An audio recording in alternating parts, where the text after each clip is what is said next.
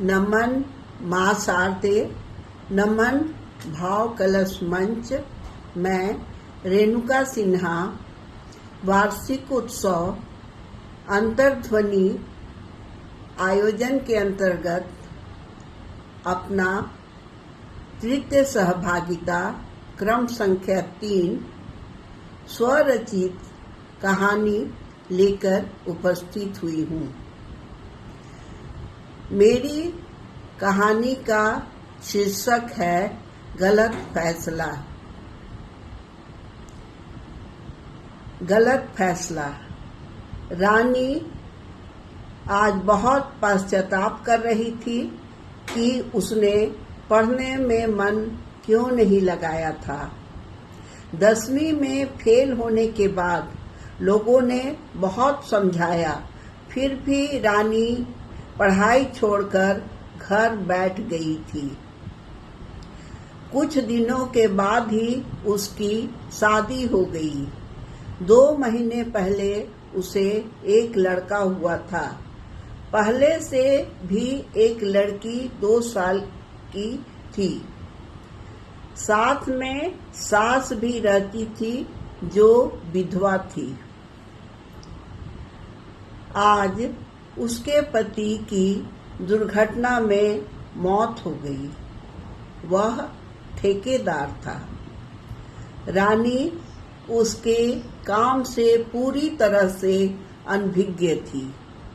वह केवल इतना जानती थी कि उसका पति इस समय कहाँ काम कर रहा है और क्या काम कर रहा है। पति के मरने के बाद लाख कोशिश करने के बाद भी उसे ठेके वाले काम से कोई पैसा नहीं मिला। पति का क्रियाकर्म समाप्त होने के बाद अब घर गृहस्थी चलाने का मामला सामने था। रानी की सास के पास कुछ जमा पूंजी बची थी जिसे उसके पति ने कभी भी अपनी मां से नहीं लिया था। उन पैसों को रानी ने मासिक आमदनी के लिए डाकखाने में रखवा दिया। रानी के घर के आधे हिस्से में किराएदार रहता था, उससे भी कुछ पैसा आ जाता था। इस तरह से घर गृहस्थी दोबारा चलना शुरू हुआ, लेकिन दोनों जगहों के पैसों को मिलाकर भी कम पड़ता था और बड़ी कठिनाई से घर का खर्च पूरा हो पाता था। एक दिन रानी की सास ने उससे कहा,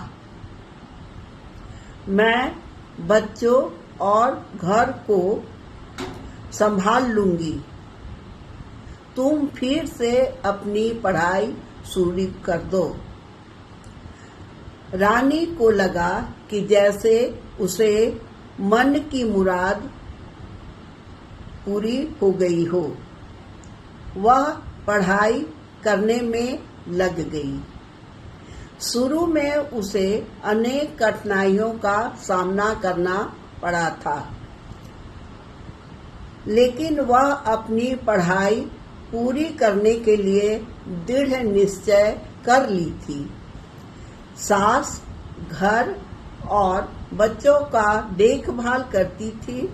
रानी घर का काम जल्दी जल्दी निपटाकर पूरी मेहनत से अपनी पढ़ाई में लगी रहती थी। इस तरह से अपनी लगन और मेहनत से वह 10वीं की परीक्षा पास कर गई। आगे उसने परीक्षा में सफलता हासिल कर शिक्षण प्रशिक्षण महाविद्यालय में अपना नामांकन करवाया। इधर गृहस्थी किसी तरह से चल रही थी। बड़ी मेहनत से अपना काम निपटाकर रानी रोज महाविद्यालय जाया करती थी, क्योंकि शिक्षण प्रशिक्षण की परीक्षा वह परीक्षा में वह तभी बैठ सकती थी जब उसकी उपस्थिति पूरी रहेगी। बड़ी मुश्किल भरा 2 साल किसी तरह से पूरा हुआ। उसने बड़ी तन्मयता से अपनी पढ़ाई कर इसमें भी सफलता प्राप्त की। इसके 1 साल के बाद उसकी नियुक्ति एक सरकारी मध्य विद्यालय में हो गई। वह एक शिक्षिका बन बच्चों को पढ़ाने में लग गई।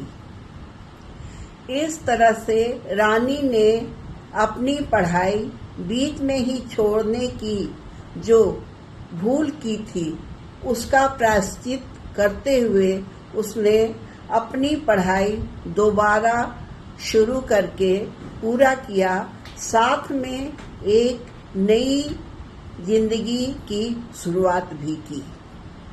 धन्यवाद।